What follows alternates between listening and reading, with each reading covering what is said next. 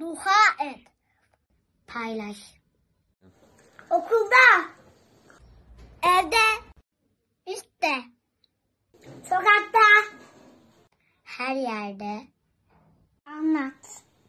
Aile nöbetlerine katıl. Gündemde tut. Hatırlat. Yanlışı. Elinle.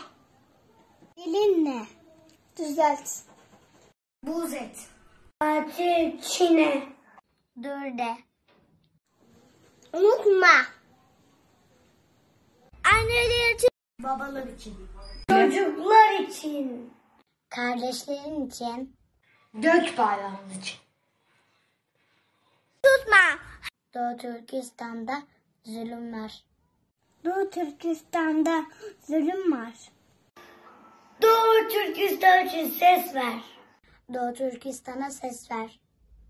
Doğu Türkistan için ses ver. Harekete gel. Doğu Türkistan'a ses ol. Doğu Türkistan'a ses ver. Doğu Türkistan'da zulüm var. Doğu Türkistan'da zulüm var. Uluslararası bağımsız kuruluşlara göre Çin yönetimi Doğu Türkistan'da 3 milyar civarında Uygur Türk'ü toplama kamplarında zorla alıkoyuyor ve bu kampların sayısı gün geçtikçe artıyor. Kadınlar, erkekler ve çocuklar kamplarda dinleri, dilleri ve kimliklerinden vazgeçmeye zorlanıyor. Bu soykırıma ve insanlık dışı muameleye dur demek için sizin neler yapabileceğinizi arkadaşlarımız saydı. Onlar hapsedildi, susturuldu, hatta öldürüldü. Onlar konuşamazlar ama sen konuşabilirsin. Doğu Türkistan'a ses ol.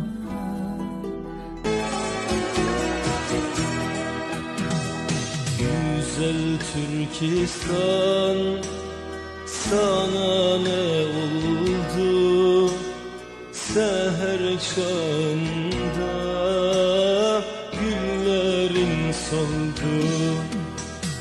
Çemenler berbat, kuşlarda feryat, hepsi bir mahzun, olmaz mı Türkistan kardeşlerimize yardım eder. bilmem niçin kuşlar ötmez bahçelerinde.